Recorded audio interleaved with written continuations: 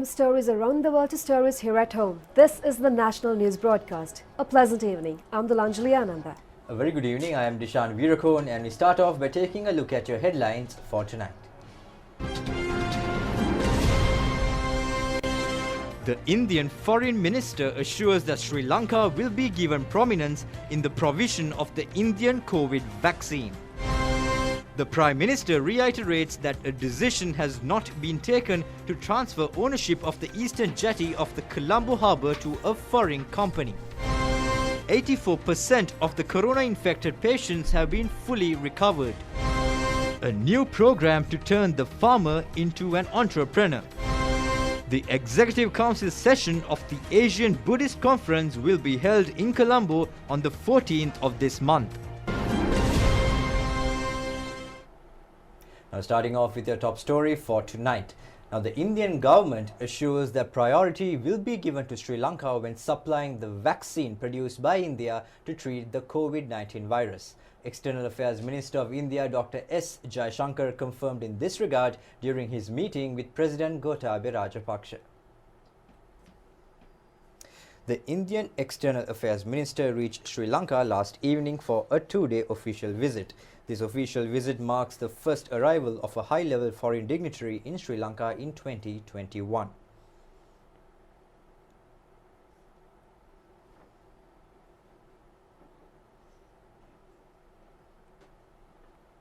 The Indian minister called on President Rajapaksa at the Presidential Secretariat this afternoon, commenting on the future course of action to control the COVID-19 pandemic. During the ensuing discussion, the President stated that Sri Lanka would prefer to obtain the COVID vaccine which has been produced by India following an accurate assessment of the need for treatment.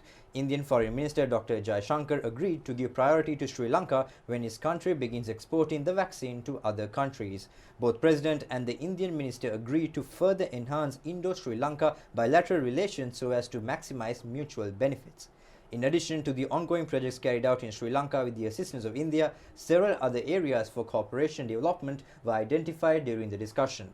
The East Container Terminal of the Colombo Port, LNG power plant, construction of houses and roads, development of agriculture and research, communication technology and development of alternative energy sources are among them. Stating that Sri Lanka possesses a youth generation equipped with formal education, President Rajapaksa sought India's support to provide them with proper vocational training in various fields. When specific needs of Sri Lanka are known, India is willing to assist vocational training programs, the Indian External Affairs Minister said. Indian aid has already been received to utilize solar power as an alternative energy source. He said that India would be able to provide further financial and technical assistance in the future. Both parties expressed views on the need to revive the tourism sector, which was crippled in the wake of the COVID-19 pandemic. The Indian Foreign Minister pointed out that Maldives continues to attract tourists following the biobubble method, as a large number of Indians have already visited Maldives in order to get rid of the stress caused by the pandemic. He added that the Indian government can encourage them to visit Sri Lanka. It was decided to hold a joint discussion between India, Sri Lanka, Maldives and Nepal as soon as possible to determine possible course of action for the revival of the tourism industry. Indian High Commissioner in Sri Lanka Gopal Bagle, Secretary to the President P.B. Jayasundara, Principal Advisor to the President Lalit Veeratunga and the Secretary to the Ministry of Foreign Affairs Admiral Jayannath Kolamge were also present during the discussion.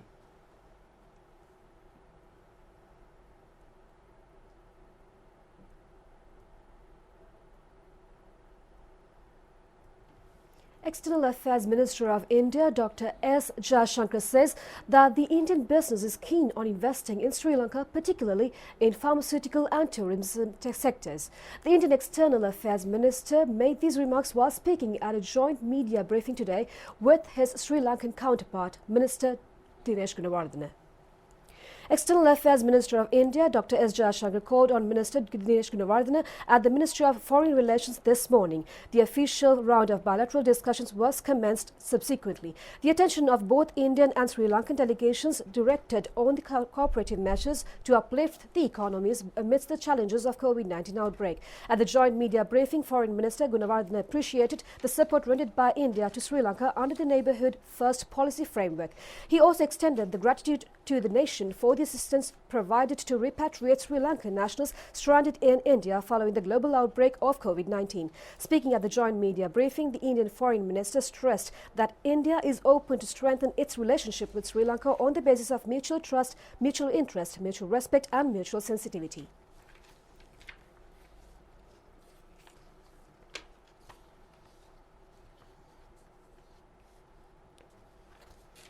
Today, our two nations are the foremost parliamentary democracies in Asia.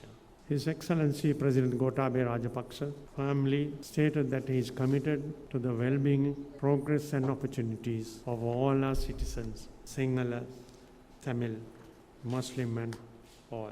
During our talks, we focused on multiple areas of mutual cooperation in the identified sectors of the economy, finance, trade, commerce, defense, security and fisheries, cultural and particularly on the ongoing COVID-19 pandemic and the post-COVID era that we are moving forward to, and efforts we have jointly taken since the outbreak last year. On behalf of His Excellency the President Gotabaya Rajapaksa, government and the people of Sri Lanka, I convey our profound gratitude to the Prime Minister, Honorable Narendra Modi and the Indian government and to your Foreign Minister for the tremendous support India extended during these past several months to mitigate the adverse impact of the COVID pandemic. The Indian government's neighborhood first policy made a very positive impact on our health sector and the economy during the critical period, unprecedented crisis, and also extended assistance to repatriate Sri Lankans, pilgrims, students, and medically concerned. My delegation sought India's partnership for our economic revival, stability through enhanced investment in different sectors of the economy. As close neighbors and being the littoral states of the Indian Ocean, we discussed defense and security related matters as well as the issues related to maritime and fisheries sectors. We agreed to continue our current momentum, coordinated and close dialogue in these areas in order also to curb illegal activities and our continued cooperation, the BIMSTEC, IORA and SAARC.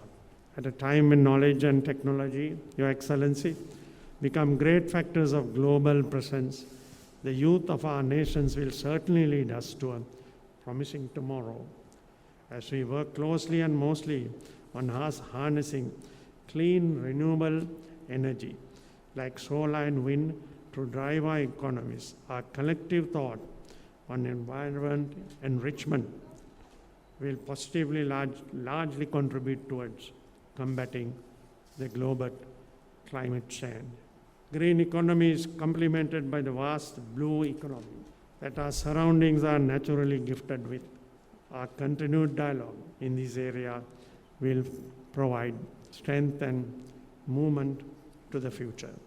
I come here at a time when both our countries are faced with the daunting and common challenges from the COVID-19 pandemic. At the same time, I think the COVID has given us an opportunity to collaborate even further.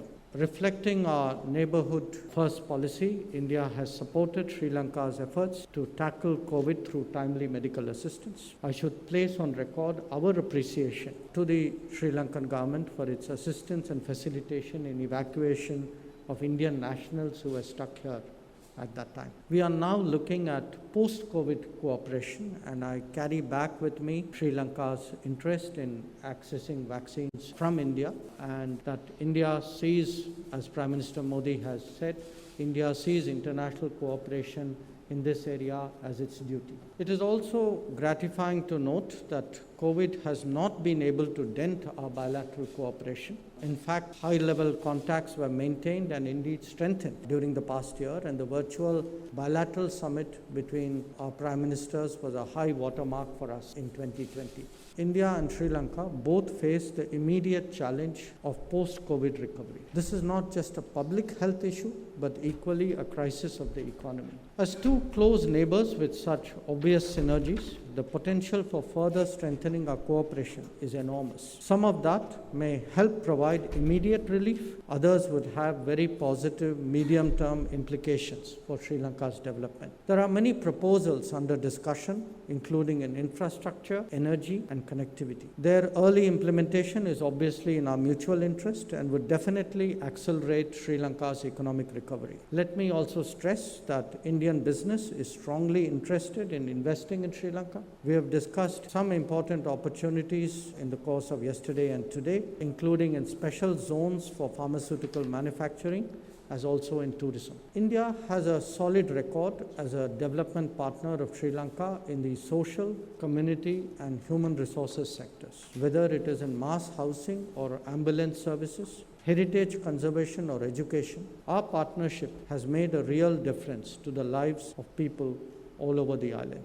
Our lines of credit have rebuilt connectivity, facilitating the restoration of normalcy. We are cognizant of the domestic priorities of the Sri Lankan government, including in agriculture and technology, education and skill development, and urban development. In particular, we understand the importance that HE President Gotabaya Rajapaksa and the government of Sri Lanka attached to the establishment of vocational training centers. We will naturally be guided by these priorities in our future endeavors. As we promote peace and well-being in the region, India has been strongly committed to the unity, stability, and territorial integrity of Sri Lanka. Our support for the reconciliation process in Sri Lanka is long-standing, as indeed for an inclusive political outlook that encourages ethnic harmony.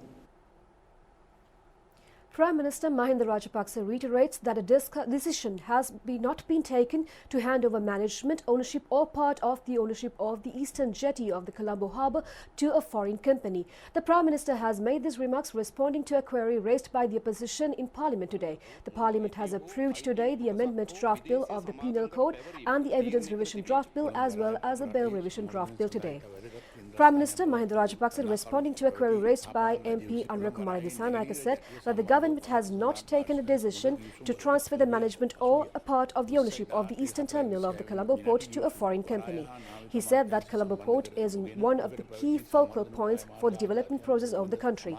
The Prime Minister said that the Yahapalena government had entered into agreements regarding the eastern terminal with foreign entities. Listing down the agreements reached during the previous government period, the Prime Minister said that an agreement was reached on April 26, 2017 with the Indian government through the Ministry of Development Strategies and International Trade without the knowledge of the Ministry of Fisheries and Naval Affairs. He also said that another agreement was reached on May 28, 2019 with Indian and Japanese governments.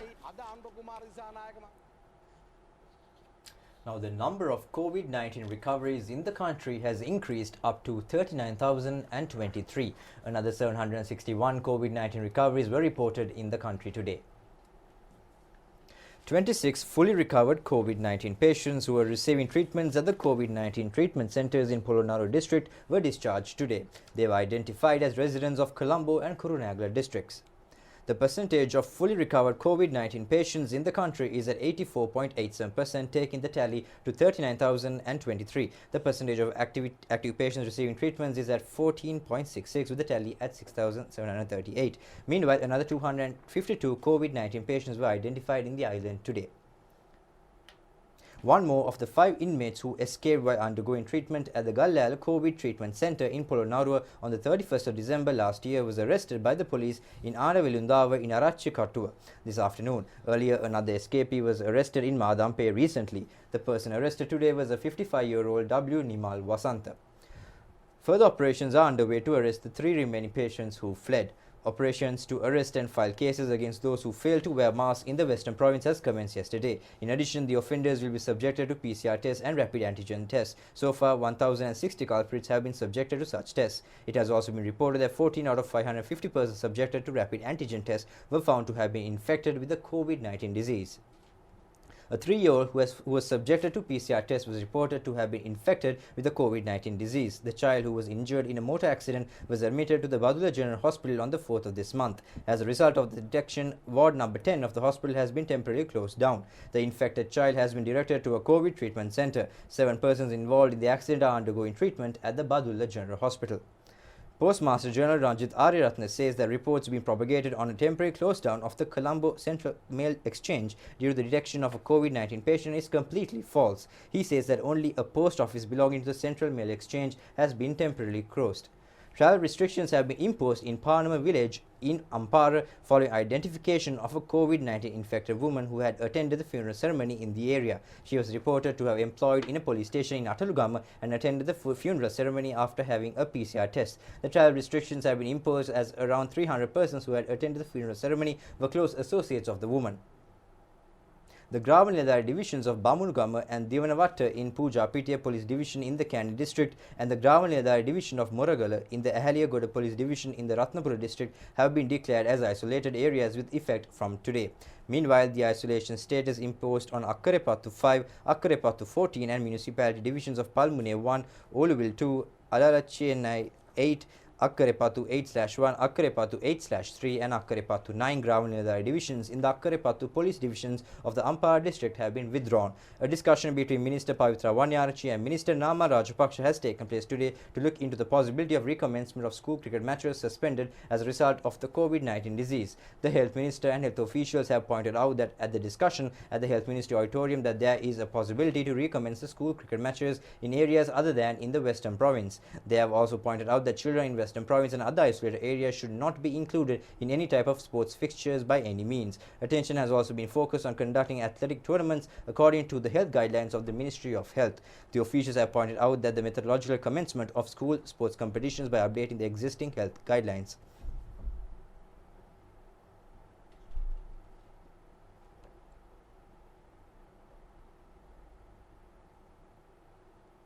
Now, the Department of Buddhist Affairs says that Buddhist Dhamma schools temporarily closed due to the COVID-19 pandemic will recommence from the 17th of this month. However, Dhamma schools in isolated areas will remain closed. Chief Epidemiologist Dr. Siddharth Samaravira says that the health sector has sufficient experience and an excellent infrastructure to carry out the COVID-19 vaccination process in the country without any delay after receiving the vaccines. He made these remarks during a media briefing today. To obtain the COVID vaccine into country, there are two mechanisms. One thing is through this COVAX facility that we will be getting 20% of our population equal vaccines free of charge through that. And for that we had submitted an application by December 7th. We have successfully submitted that. And the part B of that application is about some legal aspects that it will be submitted within very near future. And the cabinet approval also has been obtained for that submission. And also that we have to prepare a very good deployment plan, how we are going to obtain this vaccine, where we are storing that, and then when, how that we are administering that vaccine, to whom that we will be giving first, and if there are adverse effects, that how you are countering that. With all these details, we have to prepare a deployment and vaccination plan that we are preparing that. We have to submit that before January 15. We will be able to do that. And also we are having experience for mass vaccination in our country, and also we are having a very good infrastructure for that. So because of that, by now also we are prepared to launch this vaccination, COVID vaccination, if it arrives out to our country. And there are only very few minor details that we have to rectify, that we will be able to do that very soon, and that we are prepared, that we are confident that at any time that if the vaccine comes, we can launch it and we can roll it out. I'm bringing you the global update of the pandemic. The World Health Organization team due to investigate the origins of COVID-19 in the city of Wuhan has been denied entry to China. 2 members were already en route, with the WHO saying the problem was a lack of visa clearances. However, China has challenged this, saying details of the visit, including dates, were still being arranged. The long-awaited probe was agreed upon by Beijing after many months of negotiations with the WHO. The virus has first detected in Wuhan in late 2019, with the initial outbreak linked to a market. WHO Chief Tedros Adhanom Ghebreyesus said that he was very disappointed that China had not yet finalized the permissions for the team's arrivals, given that 2 members had already begun their journeys and others were not able to travel at the last minute. The WHO has been working to send a 10-person team of international experts to China for months, with the aim of probing the animal origin of the pandemic and exactly how the virus first crossed over the humans. Last month, it was announced that the investigation would begin in January 2021. The two members of the international team that had already departed for China had set off early on Tuesday, said the WHO. According to Reuters news agency, WHO Emergencies Chief Mike Ryan said one had turned back and one was in the third country. COVID-19 was first detected in the Chinese city of Wuhan in central Hubei province in late 2019. It was initially believed the virus originated in a market selling exotic animals for meat. It was suggested that this was where the virus made the leap from animals to humans, but the origins of the virus remain deeply contested. Some experts now believe the market may not have been the origin and that it was instead only amplified there. Some researchers have suggested that coronavirus cells capable of infecting humans may have been circulating undetected in bats for decades. It is not known, however, what intermediate animal host transmitted the virus between bats and humans. British Prime Minister Boris Johnson warned Parliament today that ending England's latest lockdown would require a gradual unwrapping over time, pledging that schools would be the very first thing to reopen. Now, the chairman of the Presidential Task Force for Economic Revival and Poverty Eradication, Basil Rajapaksa, says that the value addition to agricultural produce would enable to turn a local farmer into an entrepreneur. He has instructed regional officials in the plantation sector to hand over the necessary technological knowledge and support to the farmers to fulfill this objective. Mr. Basil Rajapaksa has reiterated this fact at a briefing to enlighten officials on the proposed program to be implemented in the plantation sector through the budget for 2021. There is a possibility to receive direct investment in the plantation sector. He has reiterated that the plantation sector, which is an important component of the national economy, should be brought to the rural population. The chairman of the task force has also pointed out that introduction of value-added agro-produce could pave the way to obtain a higher demand in the local and foreign markets. He added that measures should be taken to broad-base the plantation sector in order to continuously maintain a higher export revenue. The chairman has also requested the officials to extend their support for the implementation of the Gama Samaga Pilisandara Wada Samaga Yali Gamata national program and thereby to implement the 2021 budget proposals through people's participation. The program to uplift the rural plantation sector according to the 2021 budget proposals through supervision of ministries and state ministries affiliated to the plantation sector is presently being implemented. Now, a sum of 9,143 million rupees has been set aside in this connection. One of the anticipated projects is the setting up of 100 export villages. Among the programs to be implemented this year include upgrading of cereal cultivation and value addition, enhancing of the production capacity of the Lanka Sugar Company, introduction of new varieties to increase productivity in cane cultivation, and the promotion of plantations such as maize, cashew and turmeric. It has also been proposed to provide relief amounting to 1,400 million rupees to small tea holders for the recultivation of tea. A new crop subsidy of 50 million rupees is also scheduled to be handed over.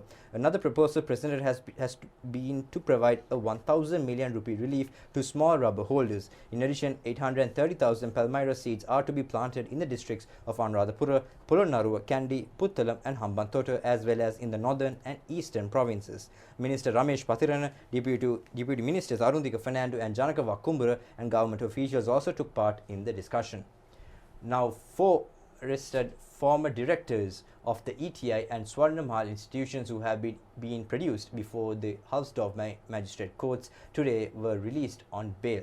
The Criminal Investigation Department have arrested them yesterday on the instructions of the Attorney General. Now, AG Dappula De Liera has instructed the CID yesterday to immediately arrest the former board of directors of the ETI and Swarnamahal institutions on the charges of illegally receiving deposits amounting to 13.07 billion rupees and also on engaging in money laundering. Accordingly, the former directors of the ETI and Swarnamahal, Jivaka Edrisinghe, Deepa Edrisinghe and Asanka Edrisinghe were arrested last evening. The other remaining former director, Nalak Edrisinghe, was arrested after he surrendered himself to the CID this morning. When they were produced before the courts in Halsdorf, the chief magistrate has ordered to release the suspects, each with 2 surety bails of 10 million rupees. The court has also impounded the passports of the 4 suspects and banned their foreign travel. They have also been ordered to report to the CID once in every 2 weeks on a day prescribed by the department. President Gotabaya Rajapaksa has appointed a presidential commission to look into irregularities at the ETI Institute in January of last year. It has been revealed in the investigations of the commission that the ETI had maintained many secret transactions without informing the central bank. It has also been revealed that the former directors of the ETI had misappropriated millions of rupees. The Presidential Commission inquiries had ended in September last year and its report was handed over to President Gotabaya Rajapaksa. The Commission has also found out that the sale of properties of the ETI Institute was also carried out in an illegal manner. The Commission has recommended the state to acquire the properties of the ETI and also on the possibility of taking legal action against the owners of the ETI. Upon analysis of investigations and evidence, charges were filed against the Board of Directors of the ETI under the 24th clause of the Commission Act for illegally maintaining a financial institution. It has also been instructed the Inspector General of Police to conduct a criminal investigation on illegal possession of 13.7 billion rupees as deposits and on money laundering. The Urban Development Authority reiterates that removal of places of archaeological importance and valuable plants and flora in the Rajapahilla Park in the middle of Kurunegala town has not taken place. It was revealed at a media briefing held at the park today that Rajapahilla is a project approved under the plans of the UDA. A sum of 130 million rupees has been set aside for its development. In the first stage, 22 million rupees will be spent. The main objective of the project is to make plans for the people to spend their leisure time engaging in recreational activities in the park. Now, the Book of History of the Sri Lanka Army Signals Corps was presented to President Gotabaya Rajapaksa at the President's office today. It was handed over by Commander of the Signals Corps, Major General D.A.P.N. Dematanpitiya. The Sri Lanka Army Signals Corps was established in the year 1943. The Book of History is a research study on the 77-year-old history of the Signals Corps. It contains pertinent details including on information technology, on signaling and the role it plays in the cyberspace. The book also outlines details on the present Sri Lankan President commissioning as an army officer as well as his duties as a lieutenant in the Signals Corps. It also recalls of the present President and the then Lieutenant following the Youth Signal Corps course in Pakistan and engaging in duties as a signals official in Jaffna. Among the army personnel who attended the event included Chief of Defence Staff and Army Commander General Shavendra Silva, Major General W.P.A.K. Tilakaratne and Major General P.A.J. Piris. Sri Lanka has been selected as the venue for the 13th Executive Council of the Asian Buddhist Peace Conference. It's scheduled to be conducted in Colombo on the 14th of this month. A media briefing to enlighten the conference was held in Sunetra Mahadevi Pirivana Vihara in Papiliana today. President of the Organizing Committee of the Colombo Conference, Venerable Professor Madagoda Abetisathera, Secretary Venerable Dr. Maitipe Vimalasarathera, and Patron of the Sri Lanka branch of the Asian Buddhist Peace Conference, Venerable Divya Gahayasa Sithera, also attended the event. We want to draw your kind attention towards one important aspect, mainly Asian Buddhist Conference for Peace. Our main theme is peace. Peace means that the different countries, mainly in Asian countries, some of the countries are struggling to survive. Some of the countries are dominated by some other countries. That we want to avoid this discrimination policy, that we want to have a one good unity, solidarity with the teachings of the Buddha. That's one of the theme of the Asian Buddhist Conference for Peace. Meanwhile, work on 2 housing complexes in the 5,000 middle-income housing project got underway today. Altogether, 330 housing units will be constructed. Construction of the Stadium Gama housing complex with 210 housing units has commenced today. State Ministers Nalaka Godaheva and Sisira Jayakodi have presided over the event. Work on the multi-storied housing complex with 120 units has also commenced in Boralas Gamo today. It will be comprised of 12 stories. Secretary to the Ministry of Urban Development and Housing, Siri Nimal Pereira, and a group have also attended the occasion. Now, an all-night Pirit chanting ceremony was held at the Sri Lanka Broadcasting Corporation premises yesterday in connection with the 95th anniversary of the establishment of the Radio Ceylon and the 54th anniversary of the setting up of the Sri Lanka Broadcasting Corporation. The Radio Ceylon was inaugurated on the 16th of December 1925. The Sri Lanka Broadcasting Corporation was established on the 5th of January 1967.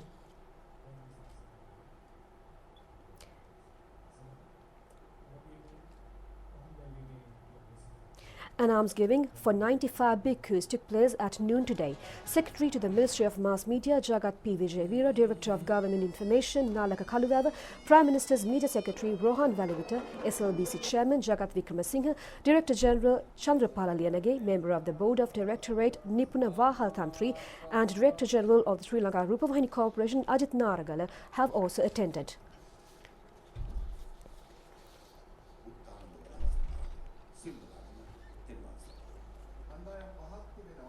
Now the Mahanayak of the Mahavihara Vanshika Shyam Upali Mahanikaya and Mahanayaka of the Uva chapter Venerable Ambevada Pragnasara Thera has passed away at dawn today at the age of 95 years. The Venerable Thera was the chief incumbent of the Buddha Loka Mahavihare in Suvarapula, Pilyandala, Sri Subhadrama in Palugama, Kappetipola, and Sri Somananda Cultural Centre in Kappetipola. The remains of the late prelate now lie at the Buddha Loka Mahavihare in Suvarapula, Pilyandala. The cremation is scheduled to take place at the Kappetipola Public Esplanade on the 10th of this month. Our correspondent says that residents are utilizing the water resource in an unsafe manner with the overflowing of the Kandalam Reservoir. Bathing and riding of motorcycles and three-wheelers, it should not be conducted as it is dangerous. Our correspondent further says that some motorcyclists ride their vehicles without wearing a headgear. Red flags has been hoisted and life-saving police officials have been deployed. The Dambulla Headquarters Police Inspector SP Edrisinghe says that vehicle traffic on the Dambulla Valveva road has been obstructed due to the overflowing of the reservoir. And that's a wrap of tonight's primetime news, and until we meet again next time, do take care and good night. Good night.